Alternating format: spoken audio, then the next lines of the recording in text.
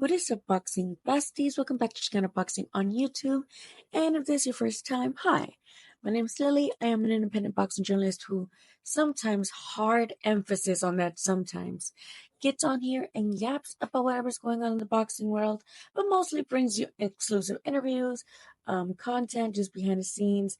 And I am a credentialed media person for boxing for the most part. So go ahead and subscribe if you're into exclusive content and interviews and all things boxing, and sometimes, like today, some yapping every now and then. Could be also become a boxing bestie.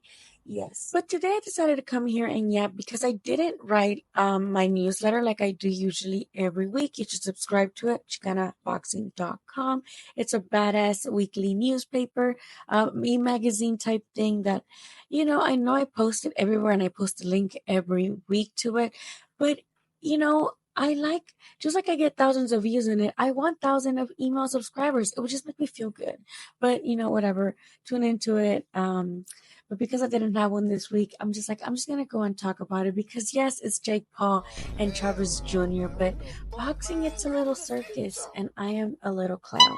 But this card is literally in my backyard in Anaheim. I live in Long Beach, and the card is pretty stacked. And MVP has been doing really well promotional wise. So I really want to highlight the talent in this card, in the undercard, right?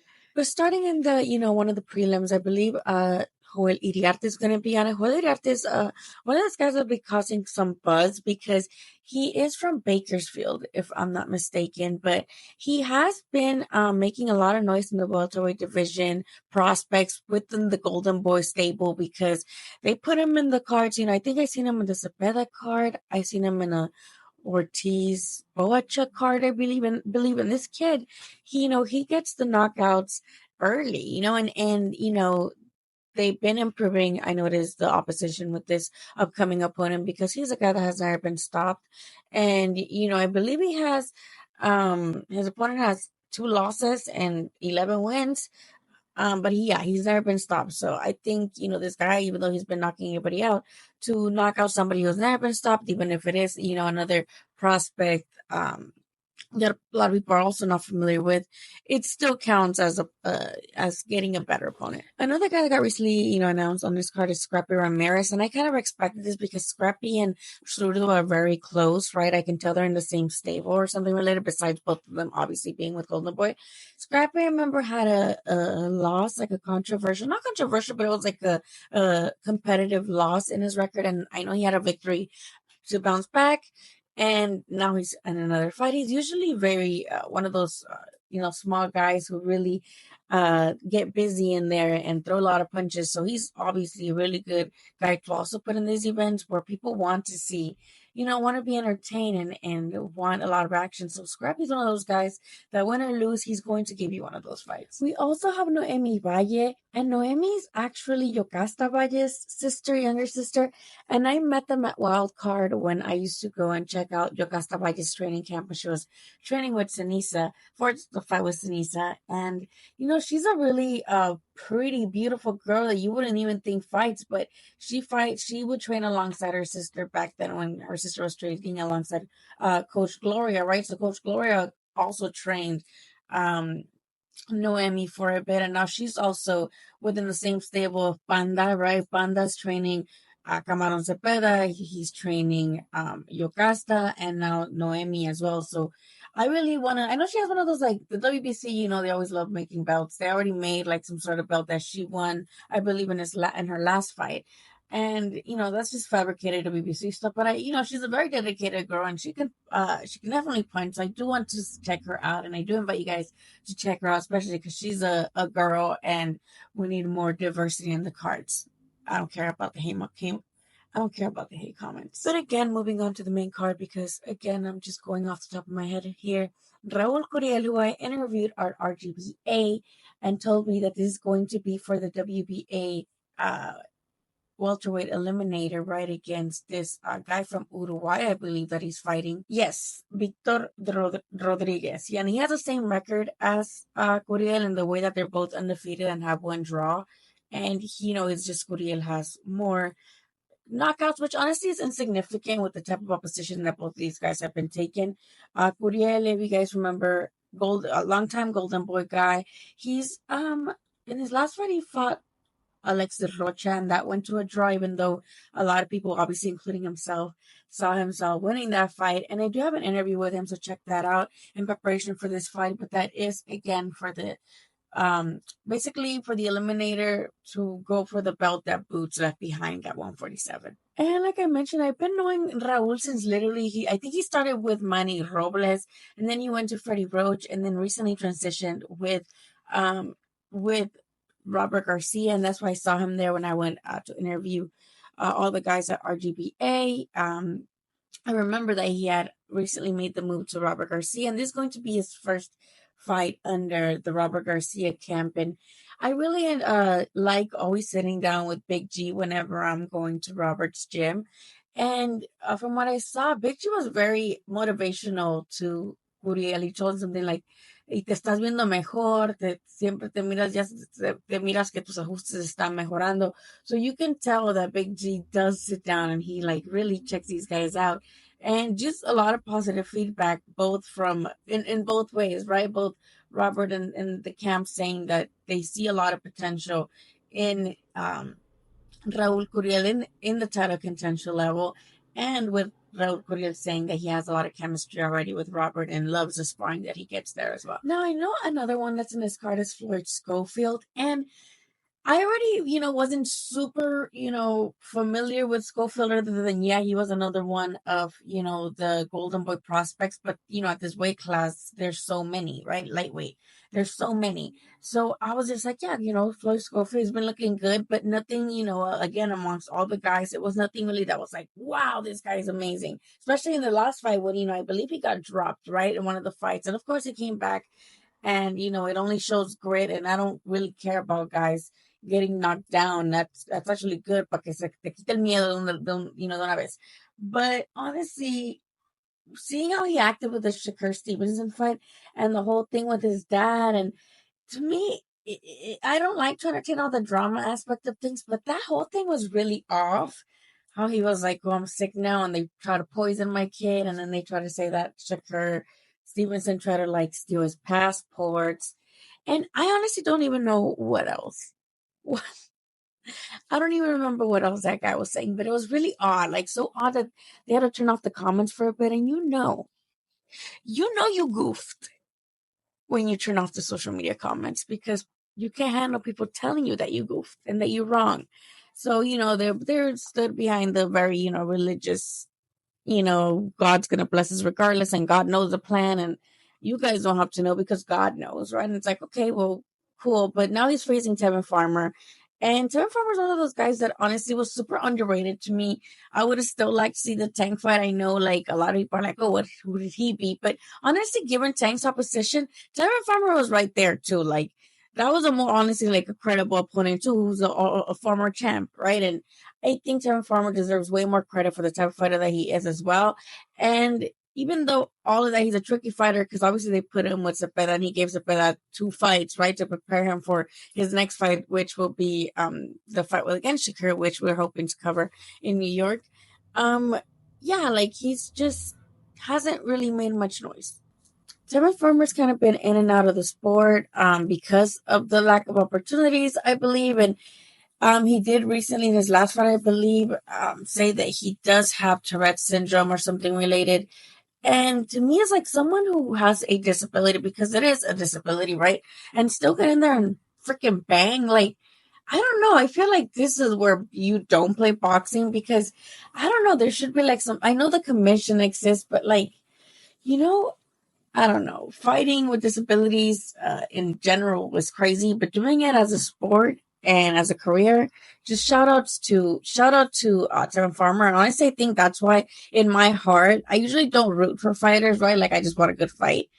But with this particular fight, I just really like Tevin. Like I just really like Tevin Farmer. I think he's underrated. I think he could have done better if the opportunities would have aligned better for him, and he did deserve better. And Floyd Schofield and his dad had been acting a little too. I don't know. It's just I don't like it. So But hopefully, he looks spectacular. Hopefully, he does maybe a better job at neutralizing Tim Farmer than Cepeda does, and then we'll see how that goes. But yeah, that's also going to be on their side. I just wanted to mention that. And we also have Holy Home versus Yolanda Vega, lightweight. And Yolanda is undefeated, right from Sonora, very pretty girl.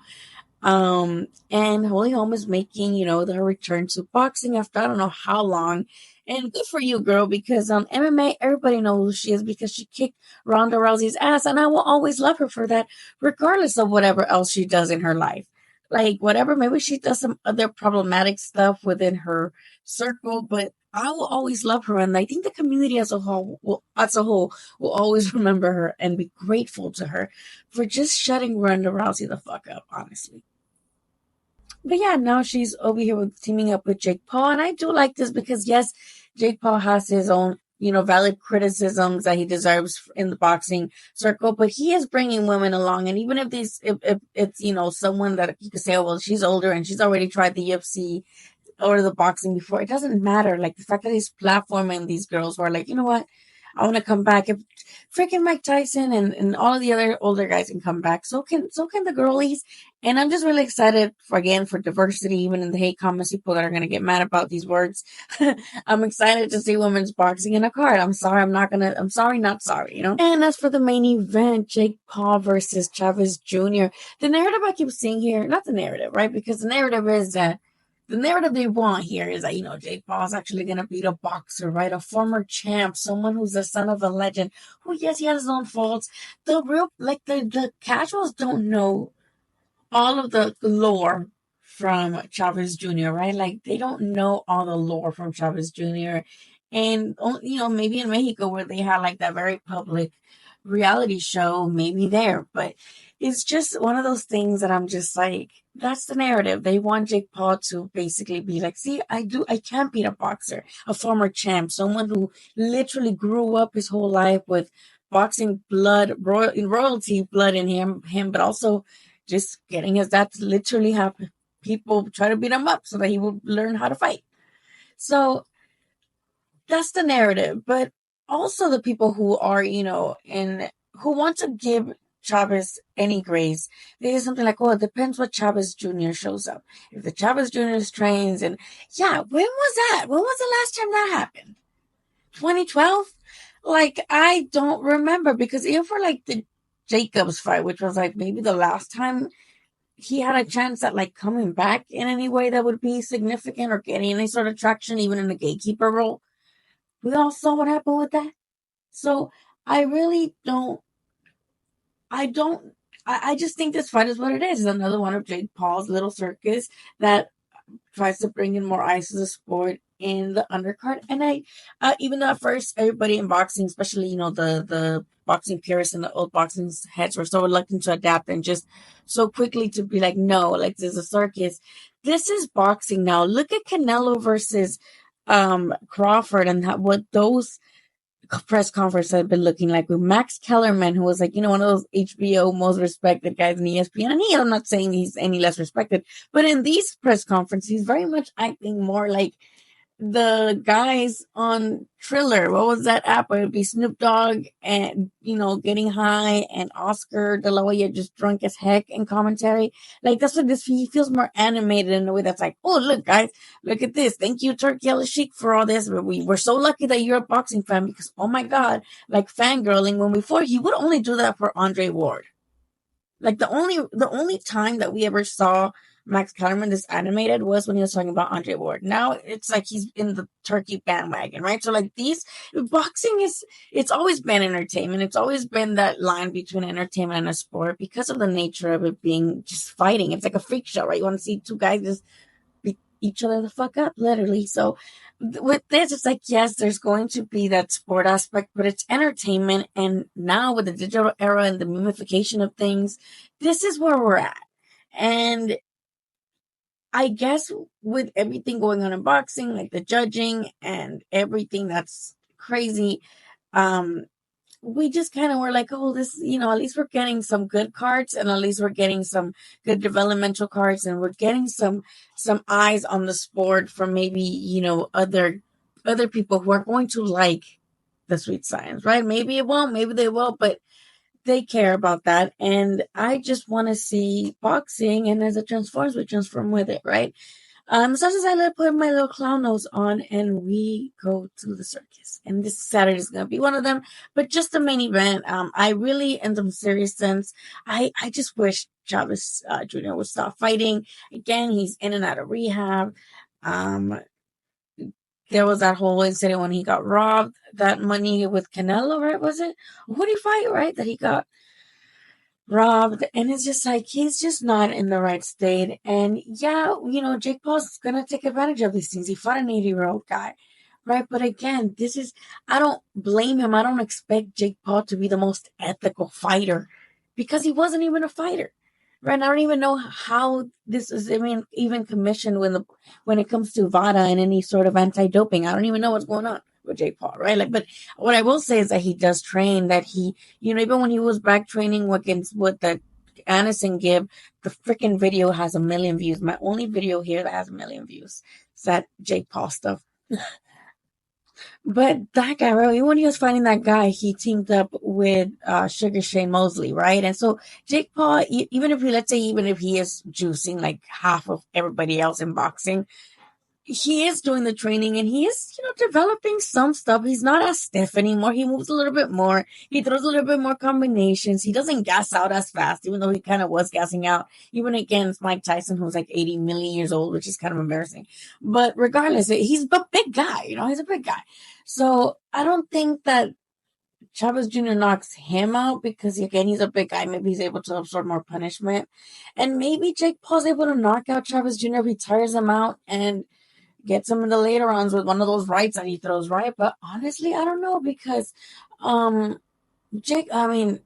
Jr. is also a big guy. Like he's also hefty. I don't know if he'll be going down. He's been down against Maravilla, but Jake Paul, I know Maravilla. But also, this is also 1 million years later. Cannot believe I'm talking about Jake Paul right now. Regardless, props to him for getting himself, from YouTube to Honda Center. Main event Saturday night. Catch it on DAZN. And let me know in the comments what you think. Stay hydrated. Honestly, fuck the Dodgers right now because they are not doing anything against ICE in our communities or speaking out in any form that's any meaningful. But anyway, we'll see you at the fight this Saturday. If you're there, say hi, and I'll be there. And I'll be bringing you guys interviews as well. So go ahead and tune in for that. And don't forget to subscribe, especially if we made it this far with the yapping. We're officially besties. I'll see you guys Saturday. Bye.